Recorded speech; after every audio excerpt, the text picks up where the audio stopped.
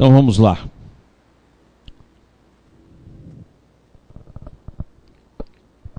Abordemos o primeiro slide da noite. Uma outra coisa estimula o conflito. É algo que julgamos bom e que, não obstante, produz o mal. É a boa consciência. Tal como a justiça, a boa consciência é atrelada como um cavalo ao coxo da vontade de extermínio. Pois sempre que alguém se julga melhor do que os outros, achando-se no direito de fazer-lhe mal, ele age sob o influxo de sua consciência, com a boa consciência. Então vamos lá, coloca aqui para mim a caneta.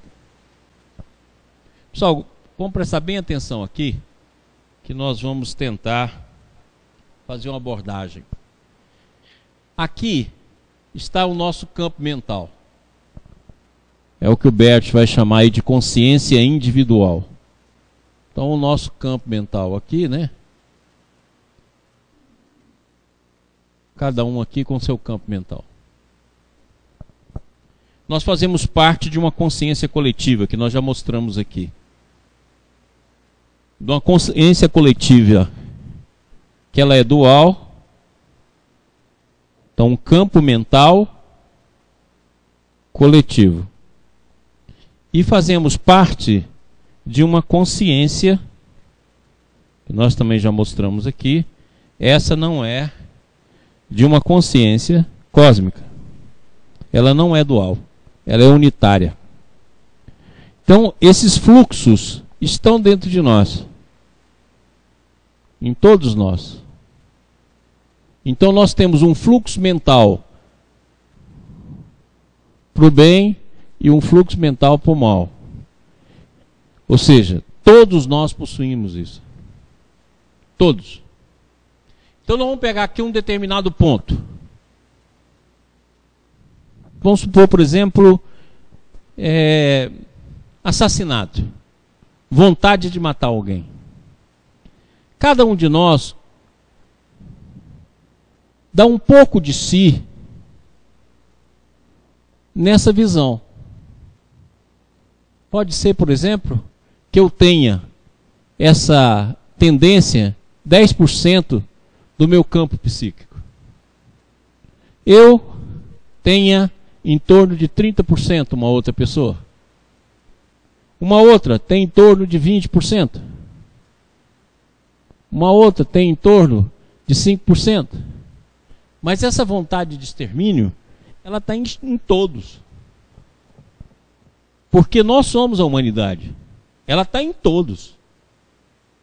Pode estar menor e maior em você em relação a certos indivíduos, a certas pessoas. Mas ela vai estar lá. Então essas ondas individuais, tá claro? Formam a grande onda. Essa grande onda que é formada vai encontrar os seus representantes, como já mostrei aqui em aulas passadas. E o representante, então, executa a ação.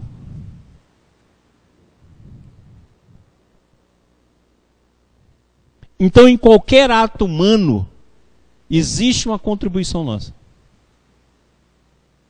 Assim como nós não podemos falar de jeito nenhum que nós estamos fora daquilo que a gente provoca de ruim no ar. Se você pegar o ar que vai para toda a humanidade, nós damos a nossa contribuição para fazer um ar ruim. Seja nos nossos hábitos alimentares, seja no uso do automóvel, seja de qualquer maneira, nós estamos contribuindo com mais ou com menos em relação a um processo que é coletivo. E que nós estamos tentando nos educar para isso. Então, os prejuízos ecológicos da natureza, todos nós, de alguma forma, contribuímos para ele.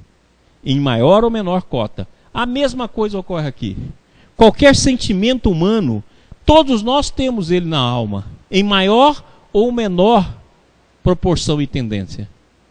Então, de nós sai uma corrente imensa. E vai achar os seus representantes.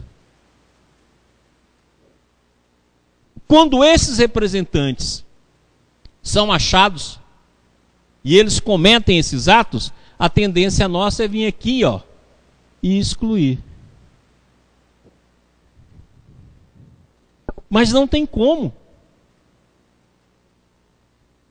Então aquela técnica havaiana hoje, que está muito aí na internet, que fala o Ho'oponopono, ele é interessante por quê? Porque ele não leva aqui em consideração a quantidade que você contribuiu. Você assume 100% desse ato e tenta mudar ele dentro de você. Na hora que você faz isso, você contribui com todos. Porque essa corrente positiva vai atuar aqui. E que vai atuar sobre a pessoa. É como se você trabalhasse com o campo coletivo. Você não discute onde está a culpa. Você não discute a percentagem da sua contribuição. Você assume. Essa sim é uma consciência boa.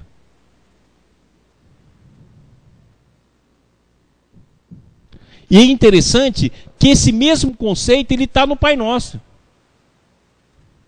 Jesus não fala, perdoai a minha culpa. Perdoai a nossa culpa. Ou seja, o processo sempre é coletivo.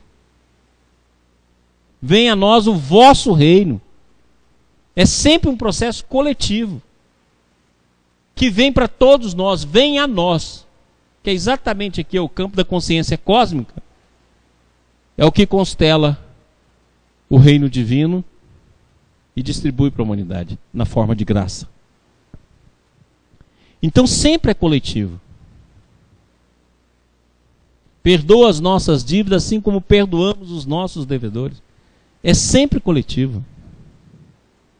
Por quê? Porque se você não assume isso, você vai criar a boa consciência. Você vai criar aqui uma separação, porque você vai achar que você é distinto desse fluxo. Como você é distinto desse fluxo, você repete a queda. Porque o que foi a queda do sistema para o antissistema? Um processo de distinção. Como você acha que você é distinto, você passa a excluir. Mas num processo coletivo não existe como excluir.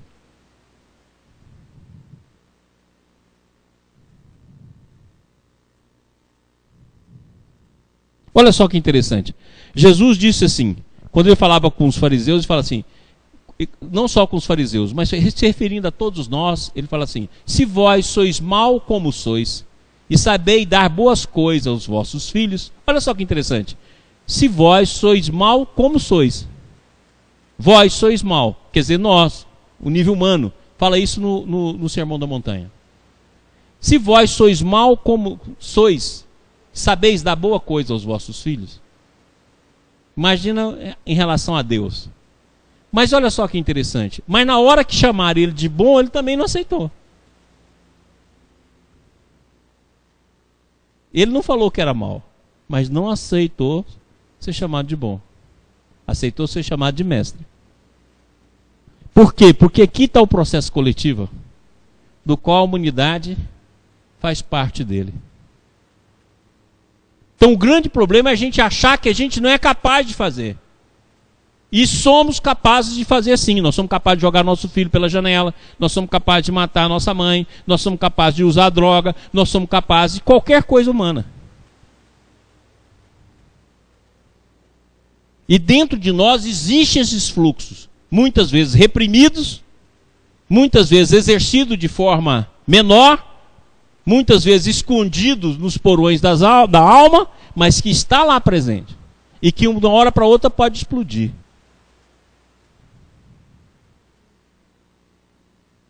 E a gente vai ver que aquilo que a gente condena nos outros alimenta, no sentido de feedback, a nós mesmos. E daqui a pouco nós assimilamos essa ideia e fazemos igualzinho nós condenamos. Lembra que qualquer ação pessoal é movida por um conteúdo coletivo. E nós contribuímos com qualquer dificuldade humana com alguma cota. E que forma a avalanche, o vendaval, que vai escolher os seus representantes. É por isso que antes da gente pensar em punir simplesmente, a gente deveria pensar em reeducar qualquer ser humano. Nós deveríamos ter penitenciárias escolas, hospitais escolas. Da mesma forma que a gente olha para uma pessoa dita louca e a gente fala, não, ela é louca, ela precisa de tratamento médico. Essa loucura não é só naquilo que a gente julga loucura. Todo desamor é loucura. Lógico que a pessoa tem de assumir a responsabilidade pela qual ela se afinizou com esse campo nas ações que exerce. Quando nós falamos aqui, nós não estamos querendo tirar a responsabilidade e as consequências da ação. Não. Mas ela que vai ter de arcar com isso. Ela não vai ter de arcar com aquilo que a gente coloca a mais. E nem arcar com o nosso preconceito ou com o nosso julgamento. Que a vida dê a ela as consequências naturais que vai ter de dar mesmo. Mas que não seja a gente a apimentar o processo, a piorar o processo, a julgar o processo, a condenar o processo. Porque nós, como diz o popular, já sabe disso há muito tempo, né? Falava assim que nós somos farinha do mesmo saco. E isso é verdade. Você vê que o conhecimento popular vai indo, ele capta as grandes noções da vida. E somos farinha do mesmo saco mesmo. Não estamos nem em saco separado.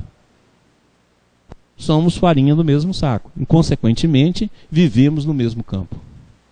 Ok? Alguma pergunta? Pois não. Alice, bom, vamos supor, quando você fala a questão de apimentar, a questão da contribuição nossa eu até entendo, mas vamos supor assim, qual que seria essa contribuição do apimentar? Uma pessoa está destinada, vamos supor, a matar alguém. E qual que seria essa nossa contribuição? Uma pessoa está o quê? Vamos supor, igual você falou assim, da responsabilidade. A pessoa que às vezes vai cometer algum ato. Isso é que a gente não tem que apimentar esse ato. Me dá um exemplo. Não é apimentar não. Vamos supor, a pessoa cometeu um ato. Vamos supor que ela cometeu um assassinato. E nós vamos aqui e julgamos ela, excluímos ela e, acima de tudo, ainda pioramos o quadro em que ela se situa. Mas antes disso acontecer, já teve a nossa contribuição. Lógico, e ela continua tendo. A exclusão é uma contribuição de desamor. Ah, tá entendido. Entenderam isso aqui, gente? Lembra, todo ato do campo mental ou da consciência pessoal, ela tem uma ação coletiva. Ok? Pois não. Francisco, eu acho que um exemplo bom desse... Oi? Um exemplo desse ensinamento que você está falando, da coletividade, essa menina que foi assassinada aqui de Goiânia. A parte da imprensa diz que quando os pais estavam com a rixa lá deles, era um levava notícia, outro trazia, e aquele ficou aquela vibração, um levando, o outro trazendo, você entende? Uhum. Deve ser a coletividade que provocou isso. A coletividade é, como se diz, ela contribuiu, não vamos falar provocou, ela contribuiu. Por quê? Porque na hora que a gente forma o campo, pensa no pensamento como se fossem raios. Tá claro? Como se fossem fontes que tornam pequenos riachos e que vão fazendo afluente. Então, eu tenho aqui várias mentes como fontes do pensamento de destruição. Aquilo que nós já falamos aqui. Só existe duas maneiras da gente contribuir na vida. Ou nós somos destruidores, ou nós somos construtores. Essas duas maneiras. Destruidores ou construtores. Podemos ser destruidores numa área, construtores em outra, mas ou é destruidor ou é construtor. Então vamos supor que a vibração de destruição, ela vai formando de vários grupos humanos e vai se juntando como se fosse uma fonte interligada que vai formando um riacho. Na hora que esse riacho se forma, aqueles que têm essa tendência em maior condição vão assimilar essa corrente. E vão agir de forma destrutiva. Logicamente que eles vão partir aqui, ó, do campo mental que alimenta eles. E das visões que ele tem. Os dois jovens lá dos Estados Unidos. A partir de uma visão distorcida de pertencer a algo, vai lá e destrói o próprio país onde eles vivem. E matam pessoas que não tem nada a ver com absolutamente nada. Mas para ele está certo, que está movido por uma consciência de justiça. Ora, na hora que ele faz isso, ele é alimentado por uma corrente. Então, quando ele faz isso, qual deve ser a nossa ação? Analisar para que a gente não faça o mesmo e nem provoque o mesmo. Contribuir no sentido de auxiliar as vítimas. E de forma nenhuma negar a quem cometeu o delito a oportunidade de recuperação e de assumir as consequências do ato. Não é chegar simplesmente lá e falar, tudo bem, tem importância não. Não. Olha, assumir as consequências. Ao assumir a consequência, eu vou te ajudar no sentido de que você assuma as suas consequências, possa tê-las e, ao mesmo tempo, dar a contribuição para a sua reeducação. Assim deveria ser. Ela vai assumir as consequências da lei, vai assumir as consequências naturais da vida, vai assumir as consequências da causa e efeito, mas nós não precisamos aqui, nos comportar como se a gente não tivesse nada com isso. Não, de nós também flui.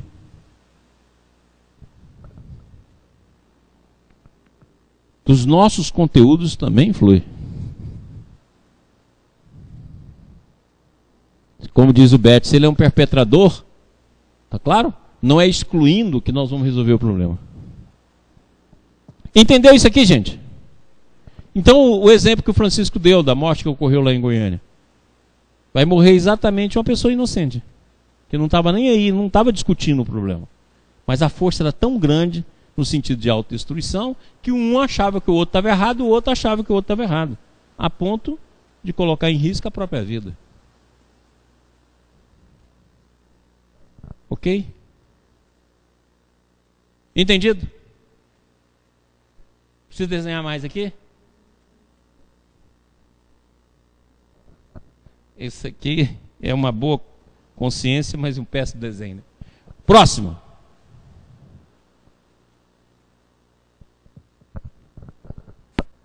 Próximo slide. Presta atenção nisso aqui.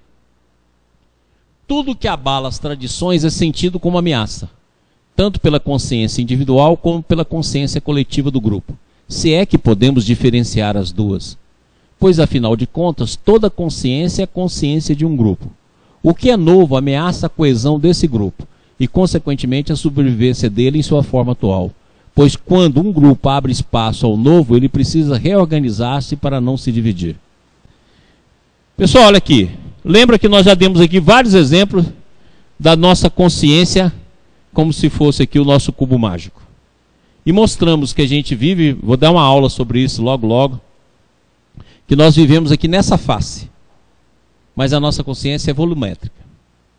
Aqui está um exemplo que ela não é só volumétrica não, ela é desse jeito aqui, ó. Então nós estamos vivendo essa face aqui, tá claro? Depois nós vamos para essa daqui, ó. E depois nós vamos fazer nisso, ó. Você imagina o que é realmente a nossa consciência. Imagina o que não é a nossa consciência. E quão distante nós estamos realmente da verdade. Por isso que a nossa verdade só pode ser relativa, porque ela é relativa, sobretudo, a nosso nível mental, a nossa consciência do qual nós fazemos parte. Ok? Então, olha só. Voltemos aqui.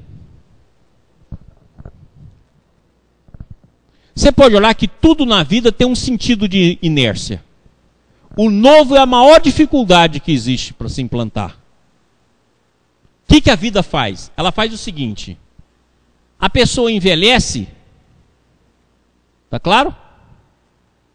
Ela coloca aqui nos velhos a experiência.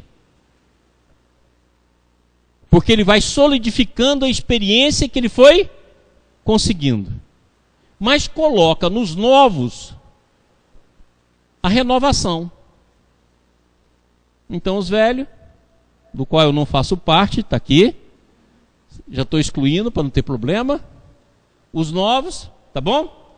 Os novos, então, ele traz a novidade. Que mais tarde vai virar experiência.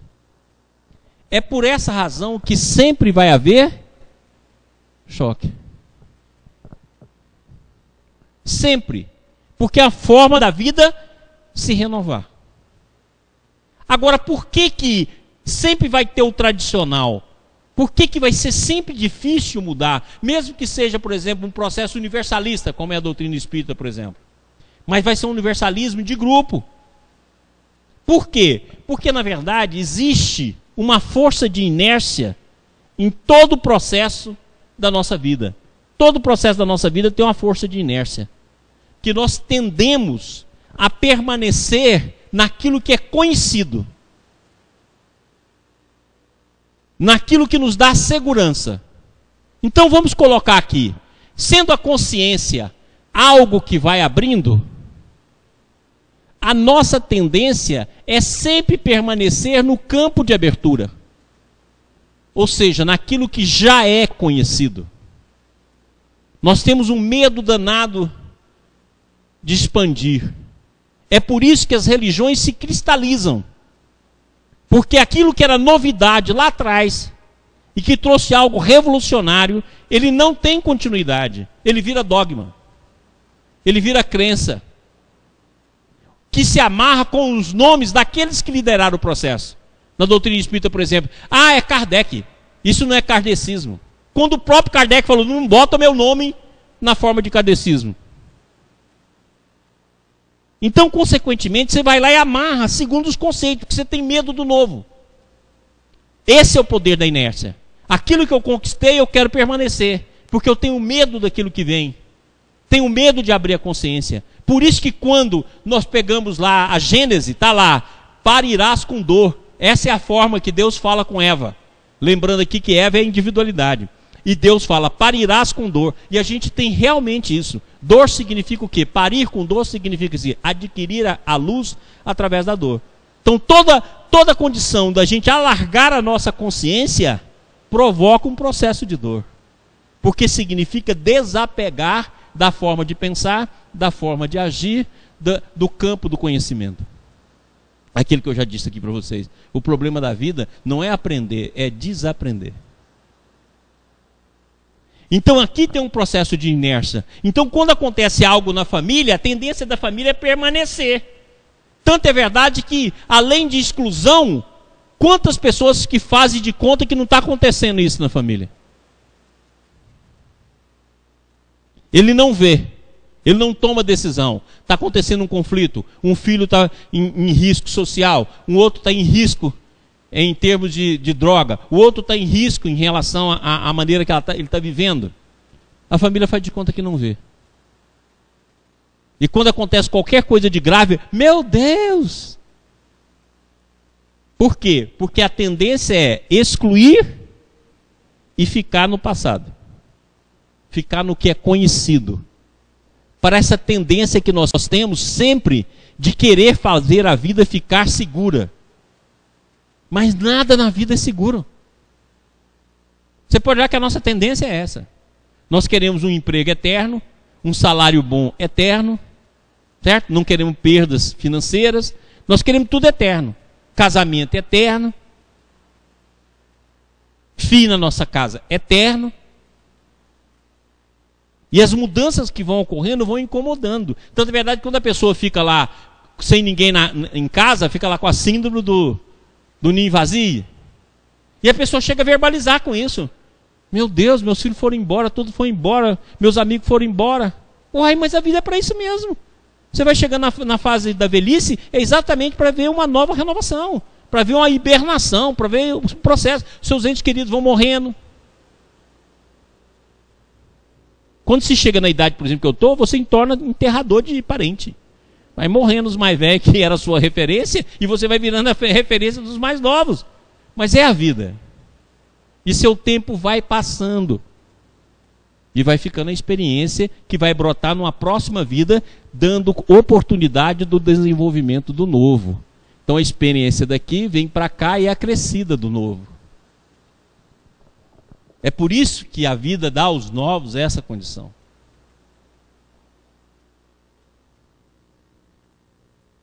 Está claro? Então, por isso que tem de se organizar. Muitas famílias passam por problemas, não é só da questão da exclusão, é também o fenômeno de não querer o novo, de ficar dentro da ortodoxia, de ficar dentro daquele conceito da família. Ah, meu pai era assim, meu avô era assim, meu bisavô é assim, nós somos assim. Isso é uma tradição familiar. Enquanto isso é bom, porque te dá uma sensação de pertencer a algo. Então isso tem o seu lado positivo, que você pertence e nós queremos pertencer, mas ao mesmo tempo tem aquilo que bloqueia. Quando esse costume é fechado em si mesmo, é fechado na própria família. Certo? Próximo slide.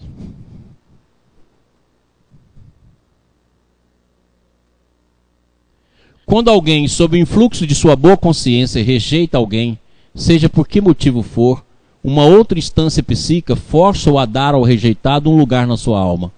Isso se evidencia pelo fato de que ele passa a sentir em si algo que rejeitou no outro, por exemplo, sua agressão. Porém, o alvo dessa agressão se desloca. Ele não se volta contra as pessoas rejeitadas, mas contra as outras, que talvez indevidamente são associadas a elas. Quem rejeitou não percebe que seu impulso é idêntico ao do rejeitado, apenas seu objetivo se deslocou. Pessoal, vem cá. Nós aprendemos muito na doutrina espírita a falar da lei de causa e efeito. Mas lembra que a lei de causa e efeito também é ação e reação. Toda ação que a gente provocar no indivíduo, essa ação retorna sobre nós.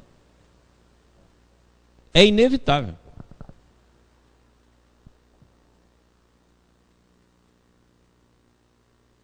Tudo aquilo que a gente projetar provoca um vazio que vai ser de novo preenchido. Não tem como. Não existe nenhuma ação que você faça contra qualquer pessoa que você não crie o vazio de ser preenchido pela mesma ação igual e contrária. A simetria é base da vida. Hoje em dia já se fala em muitas teorias da física da simetria de partículas. Isso é uma verdade. A simetria é base da vida. Então tudo aquilo que você fizer vai ser simétrico. Você fez para lá, vai vir para cá. Se foi o bem, maravilha. Mas se for o mal, você cria o vazio onde a sua mente fica presa.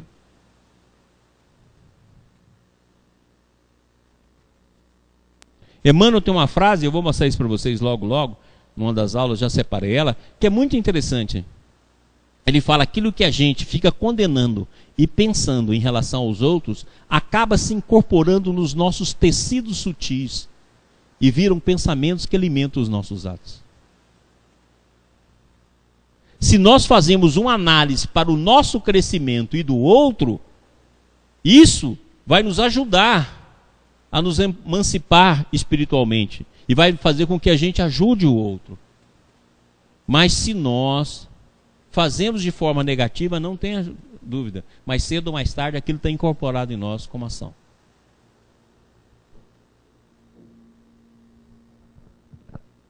Está claro isso aqui, gente? Sem contar que nós fazemos parte de uma consciência coletiva que não aceita nenhuma exclusão. Então nós vamos sofrer a pressão desse processo.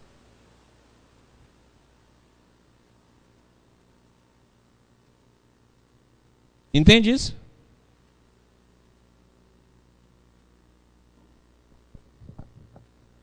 Lembra?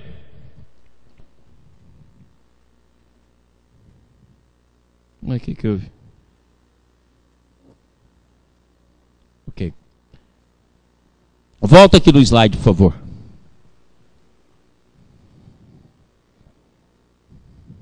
Volta no slide anterior. Esse. Pessoal, presta atenção aqui. nós estamos aqui, tá? O que foi? Hã? Ah, triscou? Tá bom. Por causa da caneta, né? Nós estamos aqui, tá claro? Essa consciência todinha aqui, ó, são consciências coletivas. Imagina a pressão que vem daqui para cá. Como é que nós somos capazes de resistir isso? E toda ação negativa que a gente fizer aqui, ela cresce positivamente lá e vai fazer pressão aqui.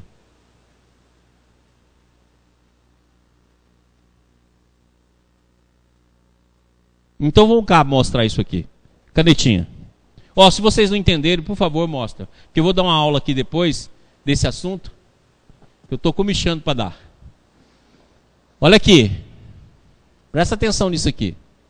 Lembra que nós já falamos que a nossa consciência é volumétrica, lembra? Pessoal aí da TV Ibis, presta atenção.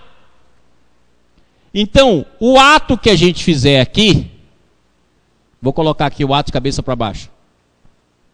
Ele imediatamente, na nossa consciência volumétrica, ele se torna uma ação virtual igual e contrária. Então eu fiz o mal aqui. Vou colocar negativo. Imediatamente, na mesma proporção, está projetado no nosso futuro, na nossa consciência, a mesma ação igual e contrária. Simetria da vida. Tá ok? Tá claro? Essa ação eu vou e faço mais negativa ainda. Aqui se projeta uma ação maior ainda, na mesma proporção. Aqui é um campo virtual, onde vai ser o futuro. E aqui é um campo real, onde estamos agora. Então, quando nós estamos aqui no presente, eu vou colocar aqui, ó, presente. Sacado? O presente, logo o presente acaba, é passado, não é? Você pode olhar que logo depois do presente é o passado, não é o futuro. O futuro sempre é uma hipótese para frente. Não é interessante isso? Olha, nesse segundo aqui, eu já sou passado.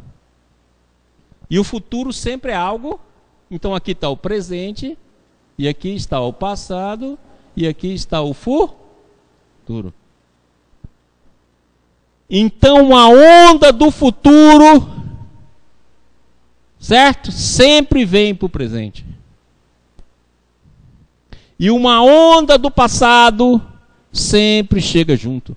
Então as nossas escolhas, ou o nosso livre-arbítrio, ele é um conjunto de uma onda futura, mais uma onda passada, que é exercida no presente. Então nossa escolha é sempre uma onda. Olha só que interessante. Se a onda que vem do passado, no presente eu confirmo, eu repito o ato. Se a onda que vem do futuro, que é o ato virtual que já está sendo construído lá, ele é vibracional. Ele vai vir aqui para o presente, gerando então conflito.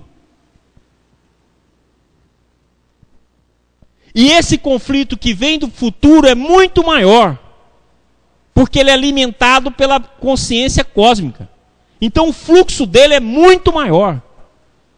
Ele não é alimentado apenas pelo campo que está aqui hoje, ó. Ele é alimentado pelo campo dos outros cubinhos desse. Ele é alimentado pelo campo sistêmico, ele é alimentado pelo campo, o campo da consciência cósmica, que incide sobre o nosso modo de viver, que é esse aqui. Então a pressão é muito grande. Por isso que Jesus foi claro, nenhuma ovelha se perderá. E por isso que irmão Auro, no livro dele, Universo e Vida, fala que a justiça divina está na nossa própria consciência. Por causa disso aqui, ó. Esse campo aqui, projeta invertido aqui. E do futuro, vem uma onda para o presente. Sai uma onda do futuro, que vem para o presente. e o passado vem uma onda. Ou nós confirmamos o passado, tá claro?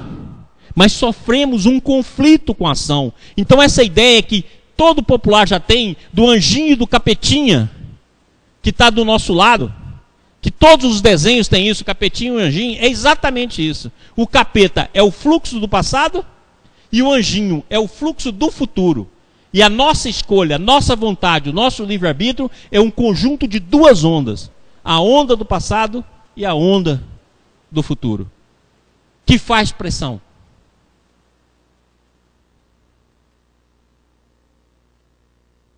Ok? E na hora que nós fazemos a nossa trajetória e vamos confirmando ela em ato, 1 ato, 2 atos, 3 atos, 4 atos, até que ela chega no momento exato de saturação. Saturou, ó quantos atos semelhantes. Na hora que satura, o próximo passo seu é começar a prova. É passar isso aqui em forma de prova. Então, antes da gente fazer aqui tem um campo, ó, que é o campo da graça, que vai transformar ação em dor, para depois vir a correção. Entendeu? Então a justiça divina é automática, ela subsiste em nós mesmos. E é por isso que você pode fazer profecia. Porque basta ver as duas ondas, as ondas do futuro e as ondas do passado, que já existem no campo coletivo e no campo individual.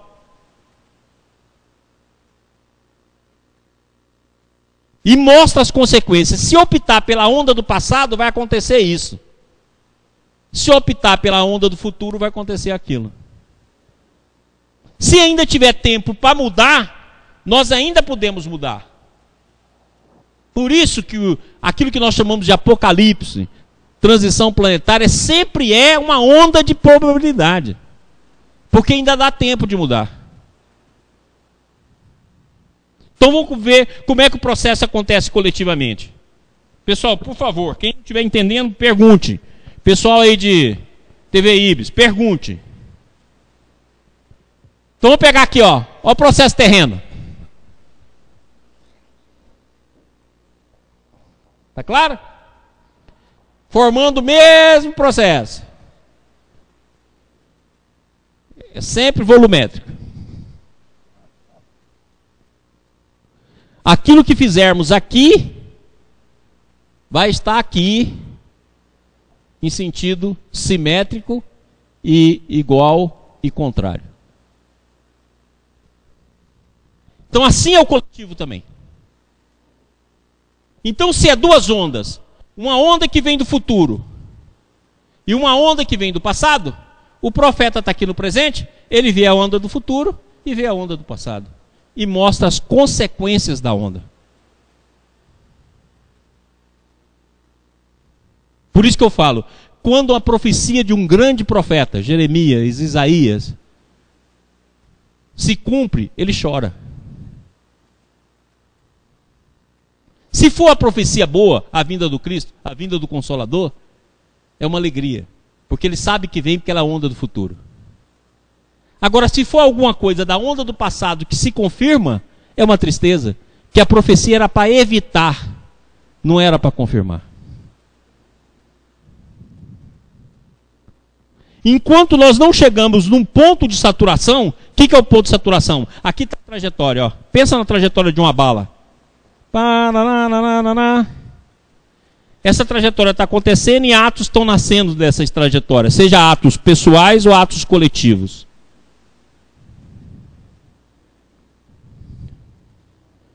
Até que ela satura. Na hora que saturou, acabou. Esse processo de saturação, como se fosse uma reação química, não é mais reversível. Vai ter de ser experienciada no campo da ação. Então eu gosto de pensar isso igualzinho à dualidade onda-partícula. Enquanto as nossas ações são como ondas, Elas fazem se acumulando, mas na hora que elas se transformam em partícula, que elas se condensam, imediatamente você vai ter de viver agora o campo da prova em ti mesmo, seja de forma coletiva, seja de forma individual.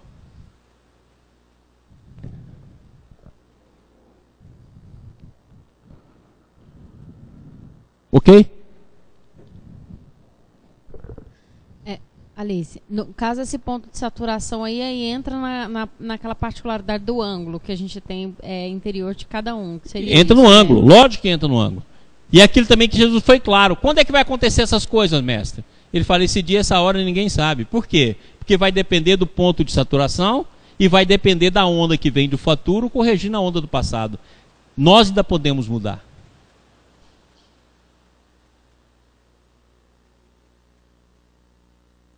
Entendido? Entendeu isso aqui? Por que a gente muda? Porque você passa pelo plano da dor e depois a onda do futuro te alimenta e você vai poder regenerar. Por isso que primeiro a gente erra, depois a gente espia, depois a gente regenera e depois a gente sublima. Entendeu isso aqui? Então, primeiro, a gente vai lá e erra. Lá na frente, a gente faz a expiação. Depois, a gente regenera. E depois, a gente sublima. Esse é o circuito.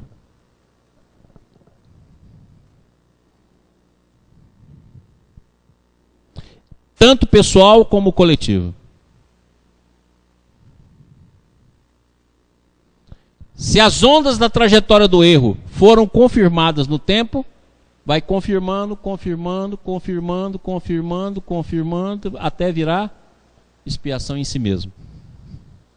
Maurício, Vânia. Oi.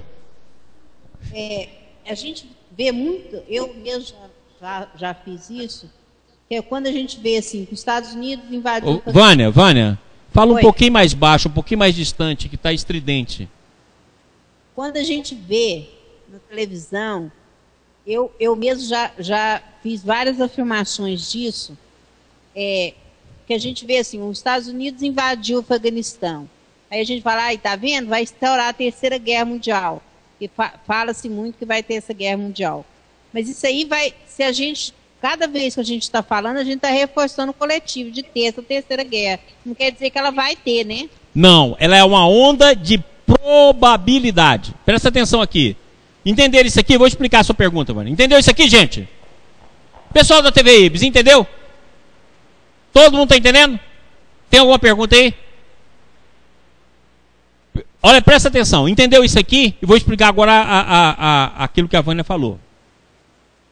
Se nós entendermos isso aqui, então, olha bem, leva-se um tempo para esse processo. Então, quando a gente faz uma ação, por exemplo, eu matei de forma violenta. Vai acontecendo esses fatores.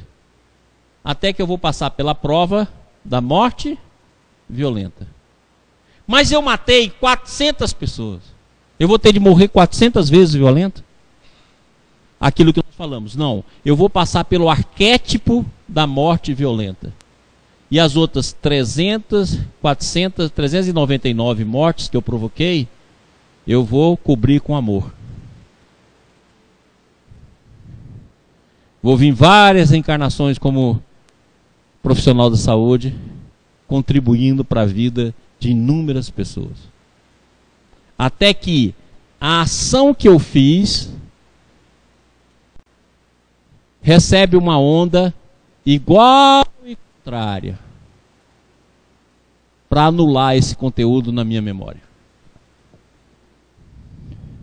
Então ocorre uma interferência construtiva. Uma onda igual e contrária. E anula. Retirando da nossa memória todo esse conteúdo. De maneira que a gente chegue puro ao final da evolução. Por isso que fala puro, espírito puro. Porque tudo aquilo que ele fez, ele anulou e automaticamente assimilou a corrente superior do bem. Entendeu o que é pureza? Sem nenhuma noda na consciência, sem nenhum contato com a matéria, seja ele qual for, porque tudo foi sendo anulado.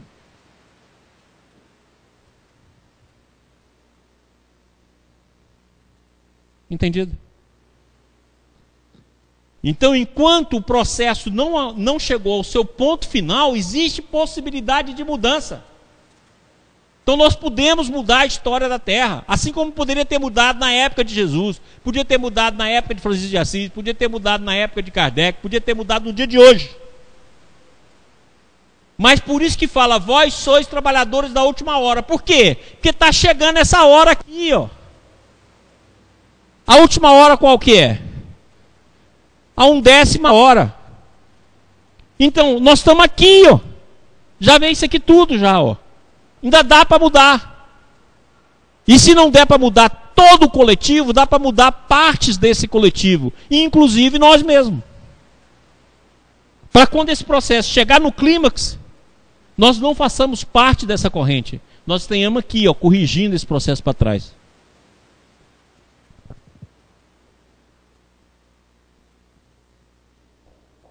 Deu para entender? Pessoal de Goiânia, deu para entender? Pessoal da TV Ibis, deu para entender?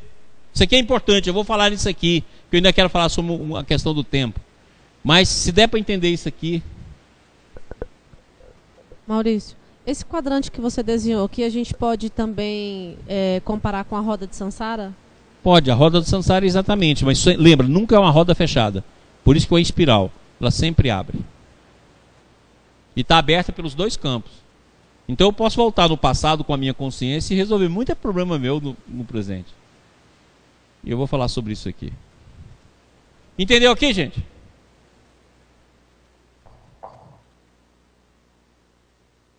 Então lembra, a nossa livre escolha é um conjunto de duas ondas. A onda do futuro, que está junto nessa onda do futuro, tem o quê? O ato virtual consertado, mais a pressão do campo coletivo do bem, mais a consciência cósmica. Então é uma força imensa. É por isso que nós entramos pela dor. Então nós podemos fazer uma seguinte equação. Ó. A nossa livre escolha, ela é um conjunto de uma onda futura, mais a onda do passado. Essa onda futura é o conjunto da onda virtual, da onda coletiva do bem e da onda da consciência cósmica. Não tem jeito. Isso é levado à correção. E isso é automático. Maurício. Oi. É o André. No caso da graça, ela age em todo esse movimento. Como é que funciona aquela coisa, por exemplo, o indivíduo prejudica muita gente, mas num determinado momento da história, ele percebe que ele cometeu um erro, e aí aquela história que os espíritos falam, não, você tinha que perder uma perna, mas no final das contas você vai perder só um dedo. Esse atenuar da prova que a graça faz. Não, gente, isso aí é besteira de quem interpreta assim. Deixa eu mostrar isso aqui. Entendeu essa equação aqui? Então agora eu vou fazer o seguinte, ó. A ação praticada aqui, ela é invertida aqui. O filtro dessa ação para cá chama-se dor.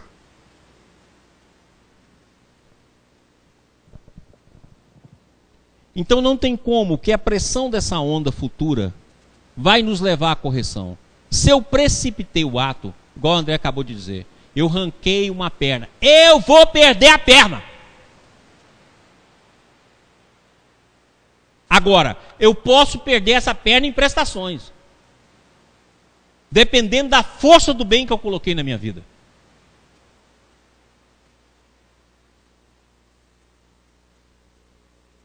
Então é o seguinte, eu ia perder a perna, mas eu ando o dia inteiro para dar passe e orientar as pessoas na casa dela. E nunca fiz isso nas minhas reencarnações. Agora que eu estou fazendo. A vida fala, deixa o coitado aí, ó, que vai ser difícil ele dar passo lá com a cadeira de roda. Não tem acessibilidade nesse país. Então deixa ele lá. Vamos fazer ele perder o pé, ele vai mancando. Na encarnação que vem a gente perde o joelho. Na outra, ele nasce com atrofia na coxa. Tá claro? A soma do processo, somando o processo, toda a soma do processo vai levar à prova original.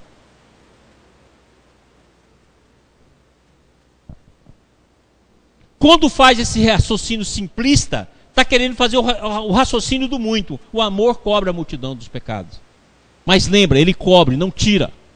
A palavra de Jesus, o amor tira, cobre a multidão e não o erro em si. Porque o erro em si, quando precipitou, igualzinho a uma reação química de precipitação, A mais B vai ser igual a substância C. Até um determinado momento isso é reversível e depois não é mais. Se ainda está no ponto de reversibilidade, você ainda pode consertar muito pela ação igual e contrária. Mas se chegou no ponto de saturação e você já fez a aprendizagem que você tinha de fazer, você vai ter de corrigir o processo. Por isso que Jesus deixou claro, isso está no Sermão da Montanha, está lá, e não saireis de lá até pagar centil por centil. Nenhum só jota, nenhum só til se omitirá da lei. E está no Evangelho segundo o Espiritismo. A lei de Deus é a lei de Italião. Está lá. Agora, Deus não permite a gente pagar a prestação? Lógico que permite. Está claro? Maurício, pergunta da TV Ibis. Fala alto. Pergunta da Ivanete de Campo Grande, Mato Grosso do Sul. Pois não. Por favor, explique de novo os trabalhadores da última hora. Vamos lá. Então vamos colocar o dia da terra em 24 horas. Vamos colocar em 12, porque o dia judaico era feito de 12 horas. Então o dia judaico começava lá às 6 da manhã e terminava às 6 da tarde. Então aqui nós temos um ciclo de 12 horas. Ok? Então é um ciclo terreno. O ciclo terreno, ele é milenar, não é? Milênio, milênio, milênio. É milenar. E ele tem como ciclo menor o século. E o século tem como ciclo menor a década. Então você pode olhar que tudo na Terra a gente fala em termos coletivo, em década, século, milênio. Ok? Então nós temos dois períodos distintos de educação. Um período distinto em que vai desde a queda de Capela, etc, etc, etc, até Jesus.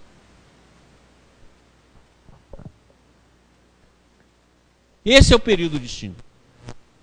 E se você pegar mais ou menos do século 7 antes de Jesus até Jesus, foi os séculos de maior luz que já houve na face da Terra, nem na Renascença. Do século 7 antes de Jesus é o século de Tales de Mileto, é o século de Isaías, é o século de Daniel, é o século de Confúcio, é o século de Lao Tse, é o século de Buda. Então, as grandes luzes do mundo vieram aqui, ó.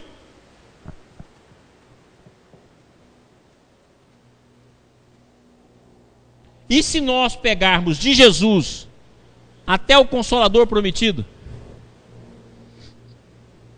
E lembra que o Consolador prometido é os Espíritos. Não é a doutrina espírita, é a doutrina dos Espíritos. Então eles vão soprar onde eles quiserem. Não é só aquilo que é considerado livro espírita, centro espírita, que recebe espírito. Ou o centro, o espírito baixa em qualquer centro. E onde houve a voz, houve sabedoria. Então, do momento em que a presença do Cristo se fez conosco, e no momento da sua volta, é o Consolador prometido, entendendo espírito e a doutrina espírita como a doutrina dos espíritos, e eles vão dar a lição onde eles quiserem, até no raio que o parta. Eles dão aula lá no raio que o parta, para poder fazer o raio não partir. Tá claro? Porque os espíritos são livres, consequentemente vão ensinar onde tiver. Por isso que você vai encontrar partes da doutrina espírita em inúmeros locais. Tá ok? Então nós tivemos 2 períodos básicos de educação. O primeiro macro período e o segundo macro período. E o que nos diz o Evangelho? Espírita, vós sois o trabalhador da última hora. A última hora é às 18 horas. E o Kardec tem várias mensagens na Revista Espírita que ele fala, nas últimas 2 séculos. Se nós estamos vivendo o período das últimas horas, todo o processo humano está se precipitando. Está chegando no ponto de consolidação. Por isso que Jesus disse claro lá em Mateus, quando vires o sinal tal, terremoto, maremoto, guerra, está claro? Isso é sinal de que está perto a hora. Olha bem, nós temos isso desde que mundo é mundo. E acentuado, maior aqui, ó.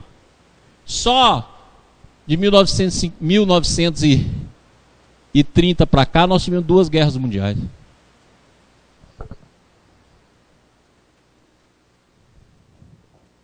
Então nós estamos vivendo, não sabemos a época, não tem data para isso. Que se de uma hora para outra a humanidade resolver amar um ao outro, acabou. Não precisamos passar por essas provas. Agora, se o processo fosse consolidando até fazer essa macro processo, não tenha dúvida, chegará o momento das grandes dores. Aí o que acontece? Aí não é mais o coletivo total que se salva, são os grupos do coletivo. Então vamos supor que a humanidade é um grupo coletivo, formado de vários grupos.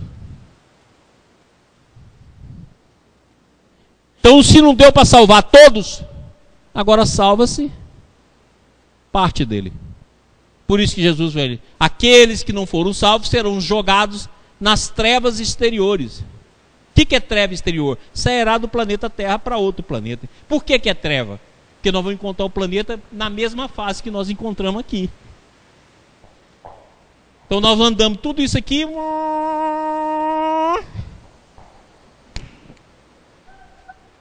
Ai, meu Deus.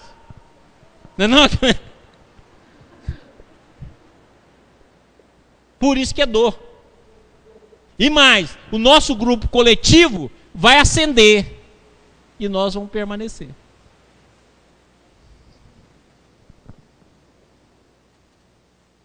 Quem me excluir aí vai ficar comigo. Não tem exclusão. Até a hora da separação, e quem faz a separação não é a gente?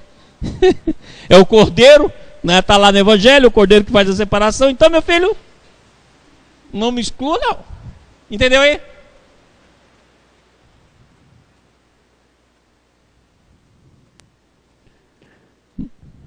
Como é que é o nome dela que mandou de Cuiabá? Ivanete? Ivanete, deu para entender aí, meu amor? Se não, manda outra pergunta. Entendeu aí, gente? Isso, eu só abri essa chave só para falar do preconceito, hein? Da inércia. Ok? Cafezinho. Vamos tomar um cafezinho. Que nunca tem, eu quero dizer aqui para a TV Ibis, para todo mundo, que eu falo em cafezinho, mas ninguém tem coragem de trazer. O café é excluído das nossas reuniões. Não tá? Nem lá em Goiânia a Ilza traz o chocolate. É impressionante. Então vamos dar uma descansadinha.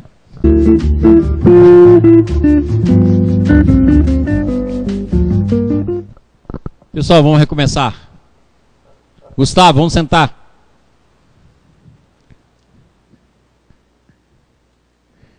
Vamos lá?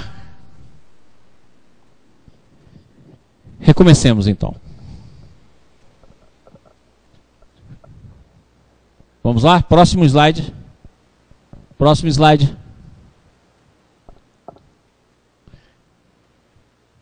Contudo, Andrezinho, tudo bem aí?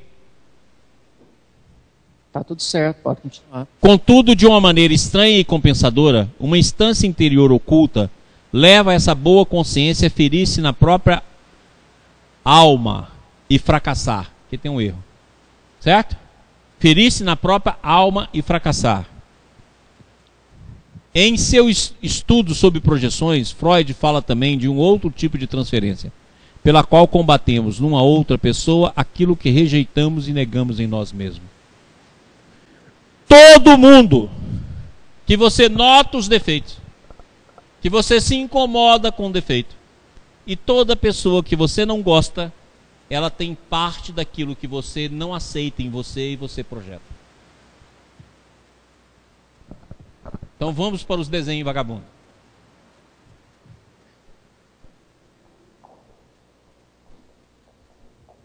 Olha aqui. O processo é assim, ó. Você está aqui. Gordinho, careca. Tá claro? Dentro de você tem lá a sua sombra. Essa sombra, ela é reprimida por você.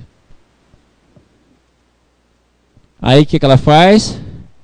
Vem aqui no seu campo mental e é projetado no outro. Deste tamanho.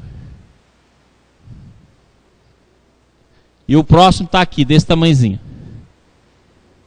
Você vê aqui, ó. E acha que isso é dele. Quando isso aqui é seu. Entendido? Onde que Jesus falou isso? Onde que Jesus mostrou esse mecanismo?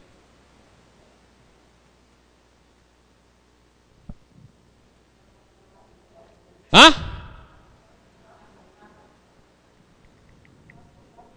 O que ele fala? Que a gente vê o que no olho alheio? Isso. É exatamente isso. Você vai ver aqui, ó, pequena arqueira aqui no olho desse, e não vai ver a imensa trave que você tem. Essa é a projeção que o Cristo falou. Então, se você quer saber o que você reprime, é só pegar todas as pessoas que você não gosta. As pessoas antipáticas, aquela que você nem conhece e acha antipática. Certo? As pessoas que você não aceita. Nelas vão estar parte daquilo que você reprime e que não aceita em você. Então a primeira coisa do autoconhecimento é aceitar você como você é.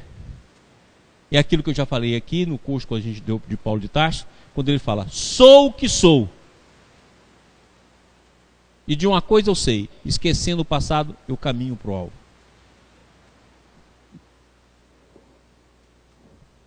Então nós somos assim, ó.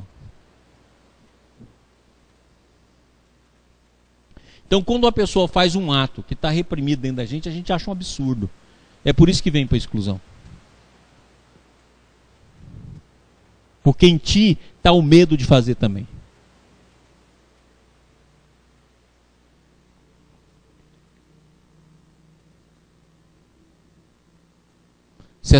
Se o ambiente, né, der as condições, não fala assim, popular não tem uma frase também que é interessante, né?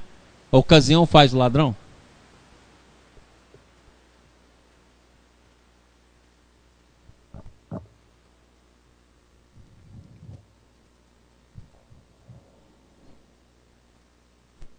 Ok? Próximo slide.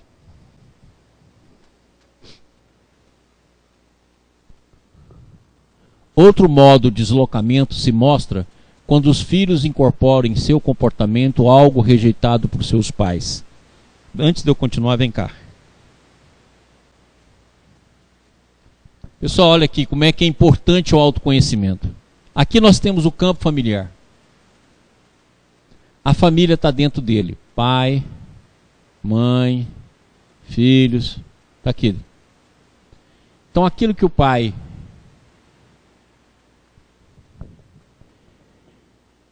quer fazer e reprime. E aquilo que ele faz escondido, certo? Vai atuar aqui no campo.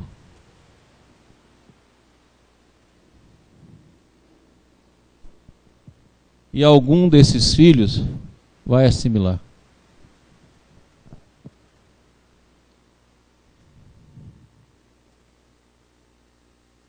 Entendido?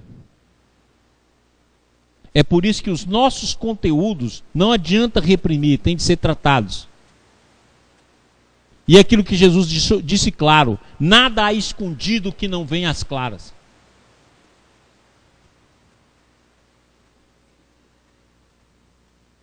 Então isso vai estar no campo. E vai fazer uma constelação sistêmica.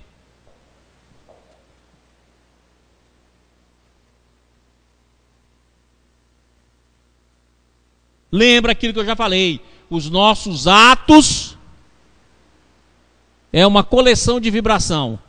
Vibração pessoal, mais vibração familiar, mais vibração coletiva. Então aqui está meu ato. Eu sintonizo com isso aqui. E o bolo cresce. Então ato é vibração pessoal, mais vibração familiar, mais vibração coletiva.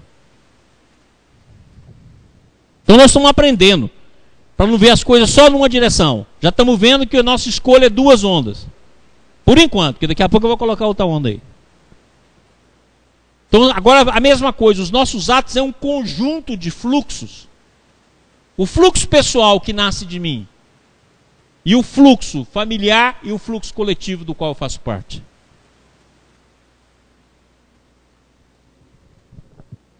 Então aqui, ó, eu vou assimilando essas correntes. Aquilo que é reprimido está dentro do campo. Aquilo que é escondido está claro no campo.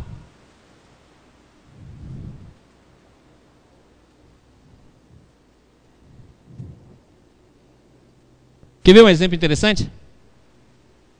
Isso aqui é um exemplo do Bert. Ele abre um campo imenso. Tem o pai e a mãe, que estão casados, mas não querem estar casados. O pai quer ir embora de casa. Não só ir embora, como também pode ter ou não outras amantes, mas quer ir embora. Esse fluxo aqui, ó, fica dentro do campo.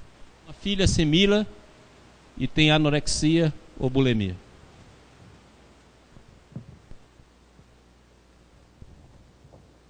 Ele fala que a anorexia e a bulimia é um dos processos que ocorre na constelação familiar por um processo de abandono que não ocorre, que não toma posição, que não age e fica no vai, não vai. Outro problema que dá aqui é problemas da fala, principalmente a gagueira.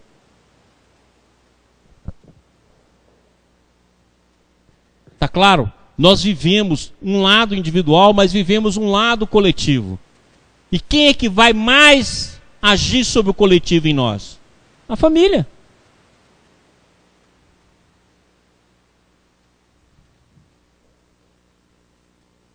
Ninguém age mais em nós do que pai e mãe. André Luiz chega a dizer, já falei isso aqui várias vezes, que até os 7 anos os filhos são médiuns dos pais. Agora você imaginou, quanto mais você está interligado, mais você é médium dessas forças. Então se a gente não quer que aconteça isso na nossa família, vamos tratar os nossos conteúdos. É por isso que Jesus foi tão claro: seja o vosso falar sim, sim, não, não, do que o que procede daí, procede do maligno. É exatamente uma vida clara.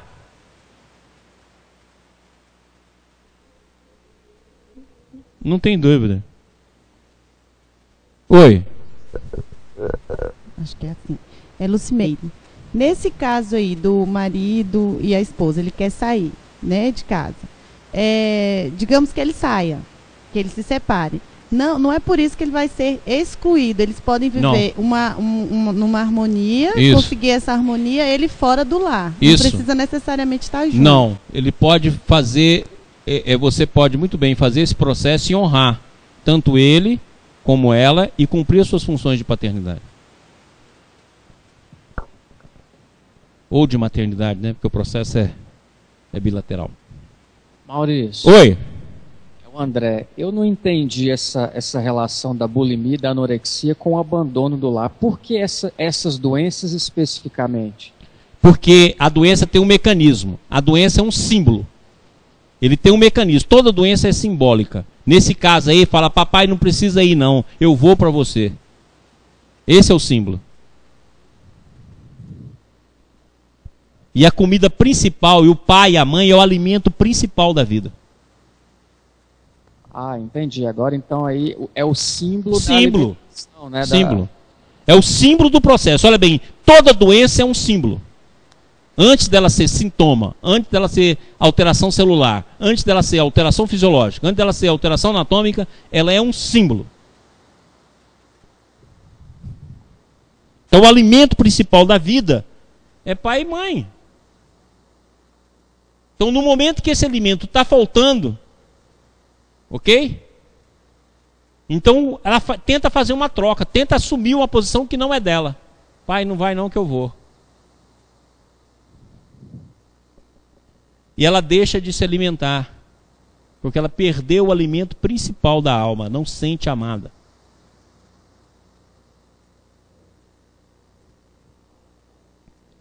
Entendeu, André? Agora eu entendi o nutrir aí. Então esse é um grande problema. Porque todas as vezes, gente, que a gente está com conflito, você fica preso nesse conflito, não está lembrado? E a gente lembra das imagens que eu fiz aqui, ó? Lembra? Então você está preso no conflito e muitas vezes você não deixa de perceber o outro.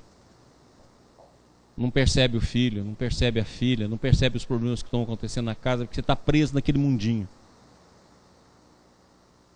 Fixada naquele mundo.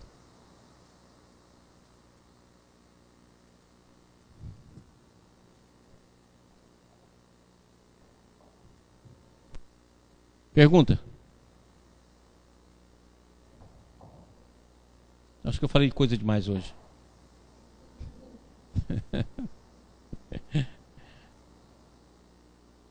Para não ficar muito pesado. Se nós entendermos isso aqui como campo de irradiação, olha aqui, ó. Vou dar uma imagem para a gente poder entender. Vamos pegar o ferro velho aí de Goiânia. Abriu lá o césio, não foi? No ambiente que estava o césio, não contaminou todo mundo? Hein? E em volta também? E todos os objetos do césio não foi contaminado? Hein, pessoal de Goiânia? O que estava aí foi contaminado, não foi? Agora pensa no pensamento como uma força radioativa. Igualzinho o césio. O pensamento é radioativo. Pensa no pensamento radioativo. Olha bem como é que ele é radioativo.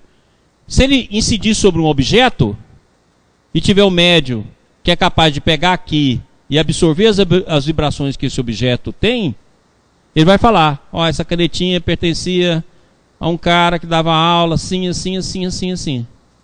Como ele percebeu isso? Porque o objeto é vibração. Ele recolhe vibração. E o pensamento é radioativo. Igualzinho um físico que vai chegar lá no material de Goiânia, vai pegar um contador Geiger, vai chegar lá, ele vai fazer barulhinho e falar, ó, isso aqui está contaminado. Ora, então o pensamento é radioativo. O pensamento dentro do campo ele é radioativo, ele influencia todo mundo. E vai influenciar mais ainda quem está perto dele.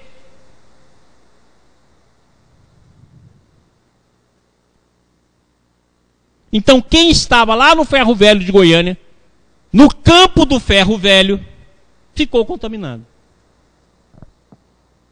Mesmo aquele que não tinha nada a ver com o ferro velho. Nunca entrei no ferro velho. Abriram aí a caixa, abriram o Césio, e eu que nem conhecia, sofri ação. Então imagina o que é um campo familiar. Pensa no pensamento como uma força radiativa que impregna. Então aqui está o pai, emitindo força radiativa. Aqui está os filhos, absorvendo essa força. Quanto maior afinidade tiver entre pai e filho, maior a absorção.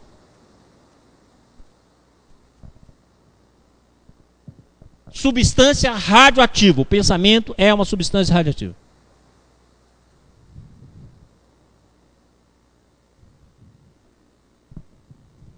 Entendeu o que é o campo?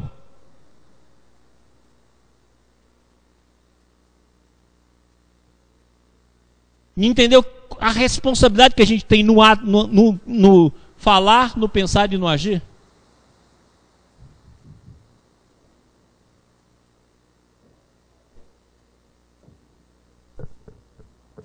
Luciana. Maurício, a gente sempre fica com a sensação de que essas energias, de forma negativa, são mais... Parece que elas influenciam mais do que as positivas que a gente tenta influenciar, mesmo que... Não. Se o pensamento é radiativo, então você pensa, o pensamento do bem, além de ser radiativo, ele é luminoso.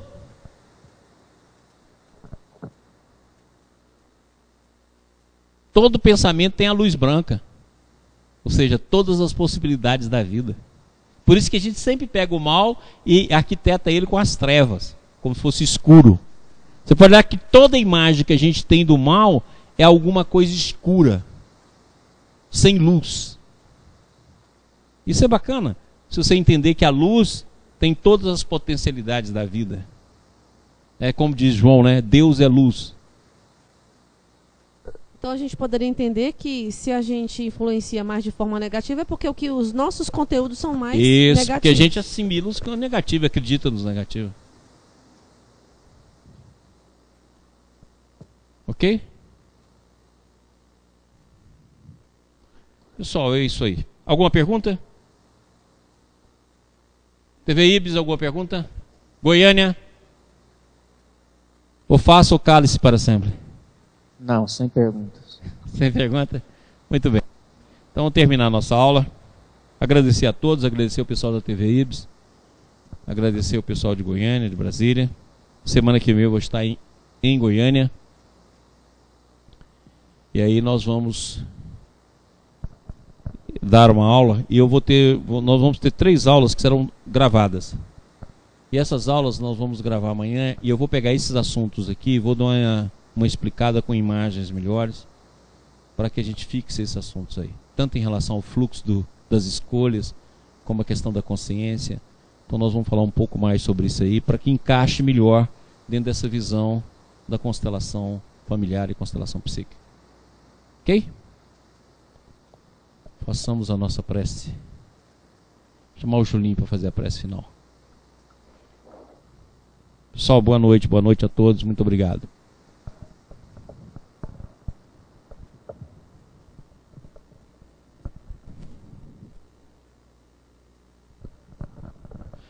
Boa noite a todos da TV Ibis, boa noite ao pessoal de Goiânia.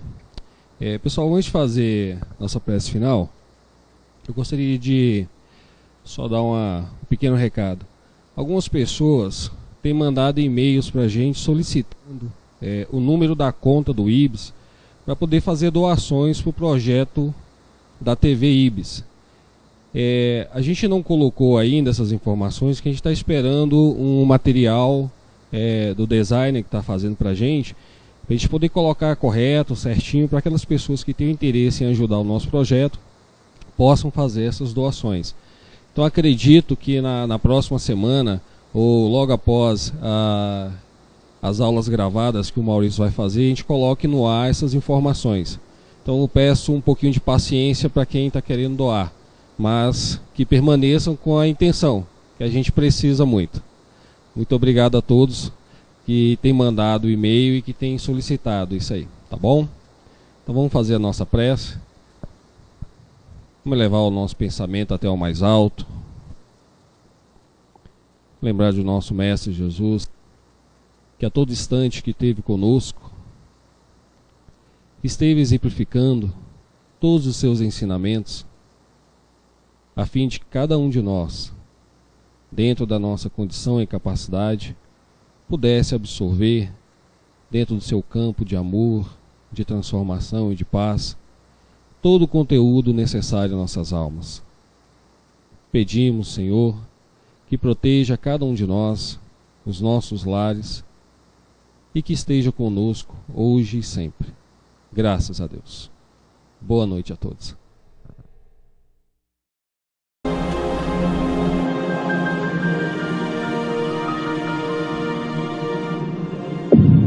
IBS, Instituto Brasileiro de Benemerência e Integração do Ser. www.ibis.org